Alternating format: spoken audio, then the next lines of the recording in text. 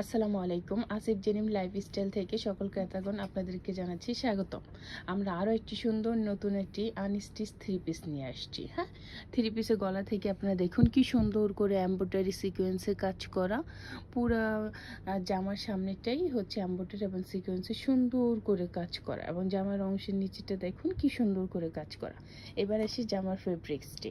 এটি হচ্ছে তাকওয়ালের হচ্ছে জর্জেট ফেব্রিক্স। হ্যাঁ, আর হচ্ছে জামার হাতাটি আপনাদেরকে দেখিয়ে দিচ্ছি। হাতাতে কি সুন্দর করে কাজ করে দেওয়া আছে।